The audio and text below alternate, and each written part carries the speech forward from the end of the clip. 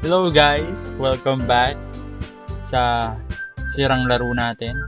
As you can see, sira pa din si Yuri in this part. At kung ano-anong image niya na. So last time, ang sabi ko, tatry kong i-load yung game ko up to the point na ginawa ko yung decision na mag-confess sa kanya. Pero the moment na pinindot ko yung new game nun, and look what happened. Wala na yung aking wala na yung save point ko. So, siguro medyo nahuli ako sa paggawa nun. Siguro dapat niload ko muna. Hindi ko alam kung anong mangyayari sa part na yun. Pero, well, wala na. Wala tayong magagawa doon. So, simulan na lang natin to. I-load na natin. Let's go. Anyway, why don't we start with sharing our poems with each other? First day ba to? Ay. Shouldn't we wait for Yuri? Oo nga, kumuha sa tubig, di ba? Well, she might be a while, so I just figured we just get started without her. Is that okay? Okay, sige. I make a mental note of where I left off in the book, then slip it back into my bag. Natsuki and Monica. Okay, Monica. Ito, siya ang nagsimula. Yesterday, she seemed eager to read my poem and I want her to know I'm putting effort. Hello, Monica. Having a good time so far? Good, glad to hear it. By the way, since you're new and everything, if you ever have any suggestions for the club, like new activities or things we can do better, I'm always listening. Don't be afraid to bring things up, okay? Alright, I keep that in mind. Sige. Want to share a poem with me? Alright. We're all a little embarrassed today, you know? But is that a sort of barrier we'll learn to get past soon? Yeah, that's true. Okay, sige. Great job daw. Wow! Parang gumagaling talaga ako sa pagsusulat ng tula. I was going ooh in my head while reading it. It's really metaphorical. I'm not sure why, but I didn't expect you to go for something so deep.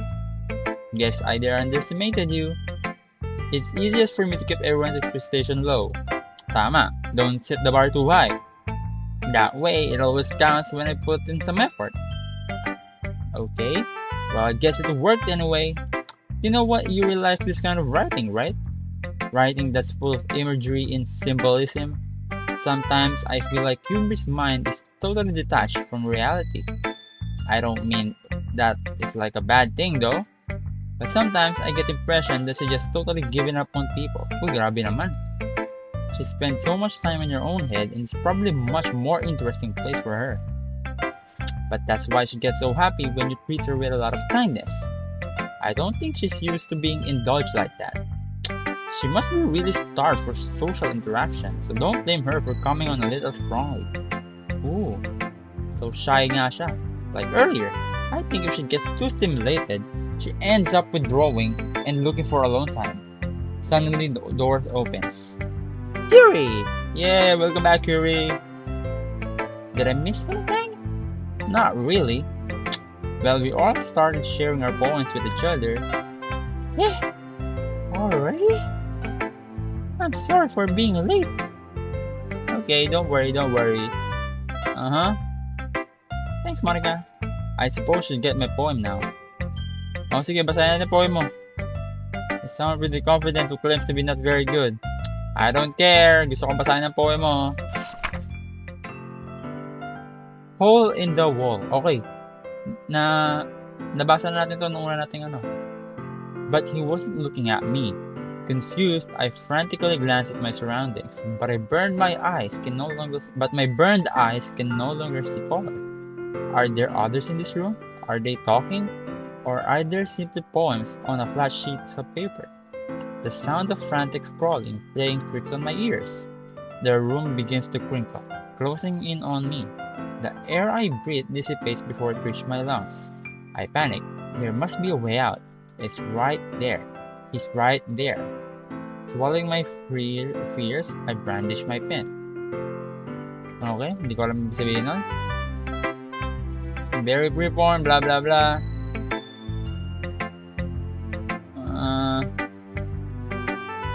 Tiffany, blah blah blah. Here's Monica, okay. Here's the tip. Okay, alam ko na yan. If you keep your pen in the same spot, just buy part of it, okay? Okay, punta natin si Natsuki. Natsuki! Well, it's about what I expected from someone like you. Pinag-usapan na natin to eh.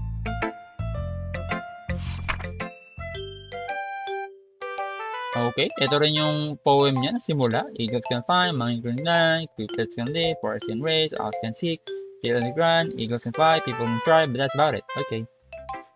Yeah, I told you weren't gonna like it. Blah blah blah blah blah. Okay, tapos na tayo sa'yo. Okay na, alam ko na yan. Baka narinig. Okay, sige. Okay, let's go, Yuri!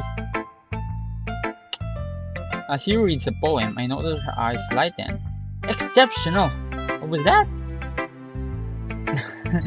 Did I say that out loud? Yuri first covers her mouth, but then that's everything covering her whole face. Ooh! Paano he's going to hate me? Paano man nasabi yun? You really didn't do anything wrong. I guess you're right. What am I getting so nervous for? Yuri takes a deep breath, so... What kind of writing experience do you have? You use your imagery and metaphors indicates you've written a lot of poetry before. Anong written a lot before? No! Bobo nga tong karakter ko sa pula eh. Diba? This is actually my first time. Yuri stares at me blankly, but then looking at my poem again. Well, I know that. It's just meant Yuri curls up under the phone. She traces her fingers all Yeah, okay. It's just a place where you are running writers, and having been through that man, I can't let you pick on. Okay, alam ko na yan. Pabasa na lang ng ano mo. Her stammering is completely gone, sounds like an airport. Okay. Pabasa na lang ng tula mo. Oo, mag-aaway kayo ni Natsuki, di ba? Alam ko yan. Okay, let's go. Which is kind of funny. After all, isn't this supposed to be a literature club? Ghost under the light. The tendrils of my hair illuminate beneath the amber glows, bathing in mas... Ito rin yung nakaraan eh. The last remaining street light. Yun din yun eh. Okay, sige na. Skip! Oh, wait lang. Yours was impressive too. Okay. Sige na, tapusin na natin to. I guess that's everyone. I glanced around the room. That was a little more stressful than I anticipated. Anong that's everyone? Nawala si Yuri!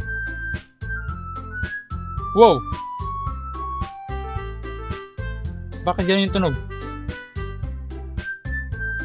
Narinig niyo yung music kanina? Parang nag-iba ng note? Or imagination ko lang? My eyes glance on Yuri and Natsuki. They gingerly exchange sheets of paper, sharing their respective poems. As they read in tandem, I watch each of them change. Natsuki eyebrows for interpretation, meanwhile Yuri smiles sadly. Alam ko na yan, mag-aaway ko, di ba? Skip! Alam ko na yan. Ito na pala yung... Oh no! Ito na yung piliin nila ako. Wala akong pake.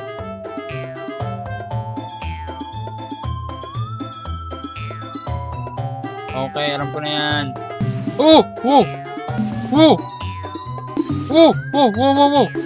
Ano nangyari? Oh my god. Ano nangyari?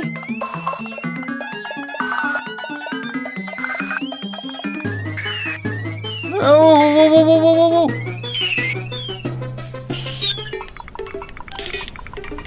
Ano nangyari? Ay, kilabutan ako. Sino pipiliin ko? Ba? Bakit lumalapit?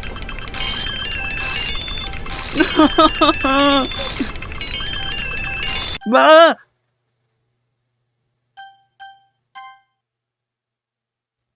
Bakit nandyan si Monica? Um, hey, why don't we step outside for a little bit? Anong outside? Sorry about that. They really should not try to get you involved. It's probably better for us to stay out like this. We'll go back inside once they're done yelling. Some president I'm I. Ano nangyari? Bakit nag-zoom in tas lumabas sa mukha mo? Ang creepy. I just wish I was able to be a little more assertive sometimes. But I've never had it in me foot down against others. You understand, right? Anyway, if this makes you want to spend less time with the others, then that's fine. I'd be happy to spend time with you instead. Suddenly not to get around the classroom. Lumiyak siya. She quickly runs away. Oh, looks like you're done. I didn't mean it. I didn't mean it. Yuri's rocking back for the desk with palms over her forehead. Nangyari. Niskip ko kasi siguro hindi ko na nabasa iba. Just don't hate me, please. I'm not like this. Okay. Kalma, kalma. Bakit nagpapanik ka? There's something wrong with me today. It's fine, Yuri. We know you didn't mean it. Besides, if you're not... Ano bang ginagawa mo? Ba't bigla ka nang lumabas kanina ng mukha mo? Ew, nakakatakot. Anyway, the meeting's over. You can go home now if you want.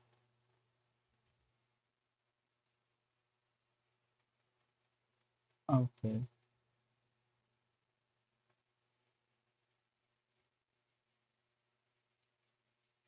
Don't want me around for something. Ooh, it's not that. I didn't get much chance to discuss my book with me. Guess I don't really have a choice. Oh!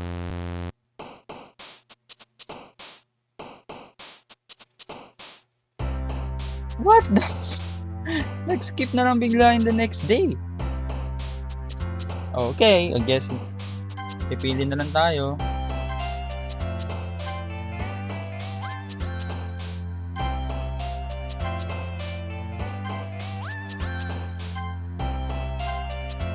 Oriented.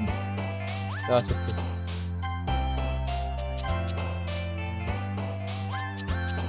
Jumpy. Kneeboard. Cool. Awesome. Hopeless. Last one is Papa.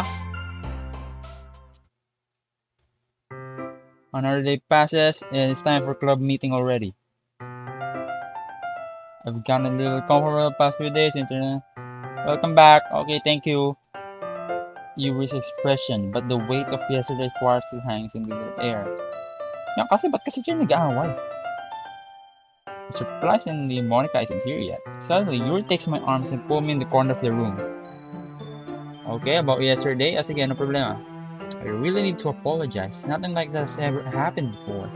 And something just came over me, I guess. I wasn't acting mentally sound. Please don't think we're usually like this. Not just me, but Natsuki as well. I'm happy that you considerate and apologize.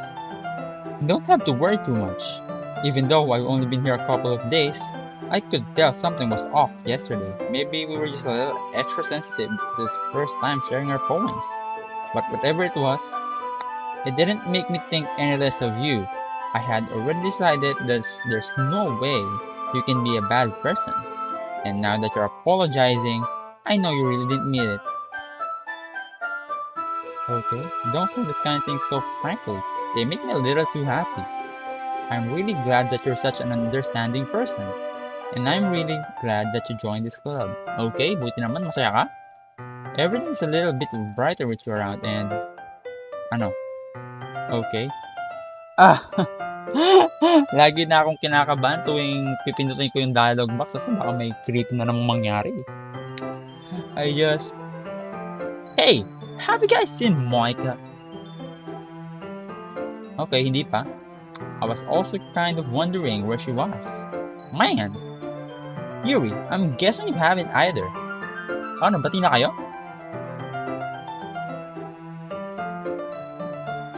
I know it's stupid, but I can't help but worry a little bit too much. Okay, sige. About yesterday. Okay, mag-sorry ka na, bisa mo. Ano? What the heck are you talking about? Did you do something yesterday? Nakalimutan mo na? Di ba sinaktan ka niya? Sinabihan ka niya ng very harsh words. Di mo ba naalala yon? Whatever's on your mind, I'm sure it was nothing. Bakit ganyan na naman yung font? I don't even remember anything bad happening. You're the kind of person who worries so much about little things, aren't you? Hindi niyo naalala yung kahapon? Bakit? Ano nangyari? Nag-reset ba yung araw? I'll accept your apology anyway if it feels you feel better about it. Besides, it's kinda nice to hear. Hehehe! I don't hate you.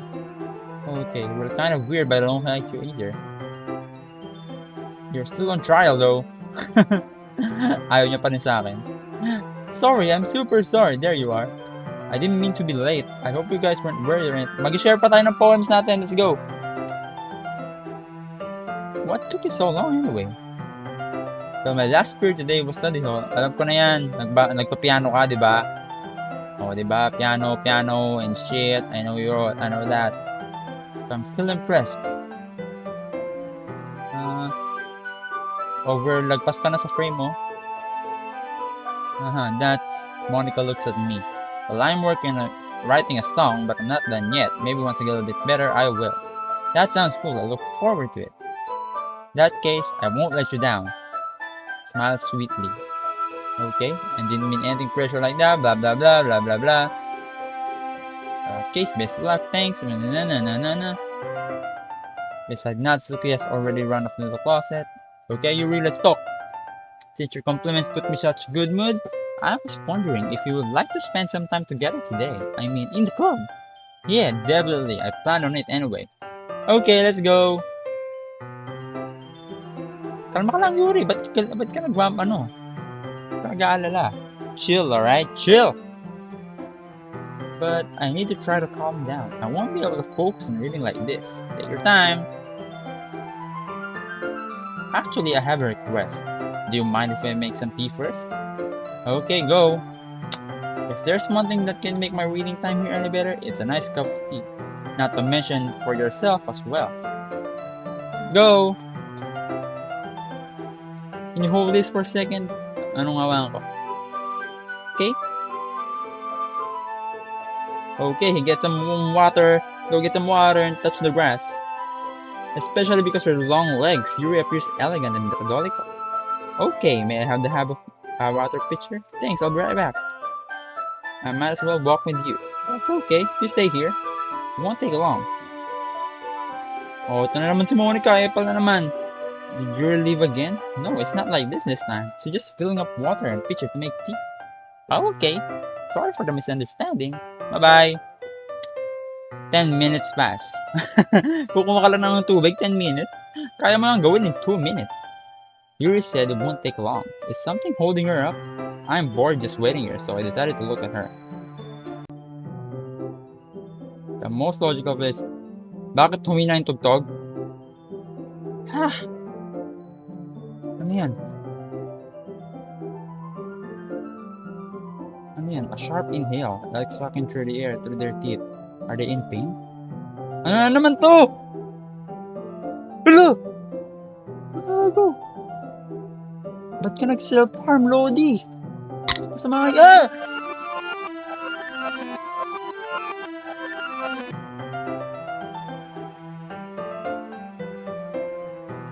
Nag-reverse yung time.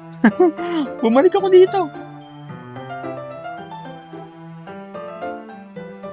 What?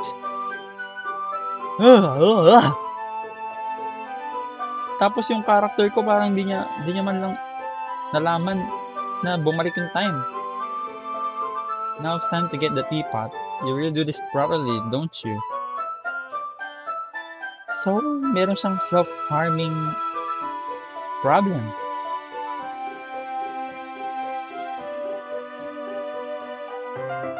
Okay.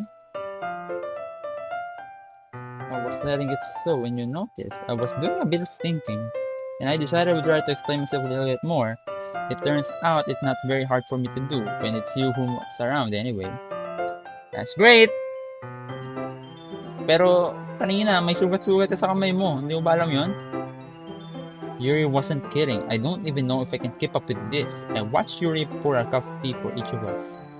I have another request. Do you mind if we sit on the floor today? Floor? It's a little bit easier on my back. I can read my back against the wall rather than bending over at my desk. Okay, sige, if you say so. Back pain. Ano yun? May ano. Your posture, right? Ano meron sa posture mo? Always hunch over like that while reading. I have terrible reading posture. Parang meron kang excuse ah. Fair enough. I'll go get the book. You have some chocolate as well. I take it since it will go well with the tea. Yuri and I sit on the floor, as in sync. We assume the same reading position last time, except this time our bodies are even closer to each other. I can't see too well. Bulag ka ba? Joke lang. Yuri slides until our shoulders are touching. I'm not supposed to focus on reading like this. Yuri was always kind of cute, but when she's being less apprehensive, it's almost more than I can handle. Your teacup. Okay, sige, thank you sa teacup mo. I might end up in the position that makes it even harder to focus because now I need to worry about making sure I don't actually touch her chest. Meanwhile, Yuri hasn't noticed a single thing. She wears her intense reading impression, and I can only presume the world around her has faded away. I use all my willpower to focus on my reading. After a few minutes, I finally managed to relax a little. I put the teacup between my legs and fumbled with the chocolate wrapper. I briefly let go of the book, finish opening the wrapper. You can have as much as you want. Wow, bait mo naman. Bakit naman ayaw mo ng chocolate? Masarap ng chocolate. Ah, come on. My bad. I'll hold the book, okay? Are you sure? Of course. Wow. Very anime. Yuri opens the book with both hands. She holds it so that it doesn't have a hard in it, but the soft left arm is practically resting off my top leg. But in that case, I take a chocolate in my hand and pop it in my mouth. Then I take another chocolate and I hold it up to Yuri. She doesn't even look away from the book. She simply parts her lip as it would seem natural. But that means I can't stop here. Ano pang gusto mong gawin? I apprehensively place the chocolate. Wow! Para namang hindi naman nasa bibig. Just like that, Yuri closes her lips over it. Eh? Yuri's expressions suddenly breaks. Did I just... Yuri looks at me like she needs to confirm what just happened. Kinilig. Ikaw naman. Whoa, wala na naman tugtog. Bakit? I can't. Suddenly, Yuri forcefully my grabbing jerks off my feet. My teacup gets knocked over. Ano nangyari? Ah! Oh! Ba't dumilim? My heart was pounding. I can't calm down. Bakit? I can't focus on anything anymore. Can you feel it? No. Yes, and Sandra pressed my hand against her chest. Oh! I feel like I'm losing my mind. I can't make it stop. Oh, ba't lumaki yung mata niya? It even makes me not want to read. I just want to look at you. Oh! You! Ano yan? Ang creepy mo, Yuri, no? Hindi ko gusto. Hindi ko yan gusto.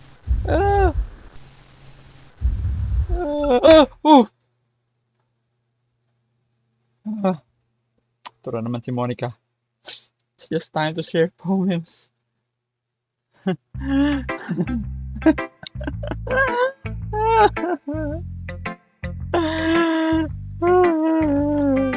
Binabaliw ako ng larong to. Okay. Sobra na, sobra na. May mga jump scares na. May mga jump scares na, may mga creepy. Yung mga mukha nila nagiging creepy, lumalabas yung mata, nagzo-zoom in sa mukha nila. Yung mata nila nag-iiba. Uy, kinikilabutan ako. Ayoko na maglaro.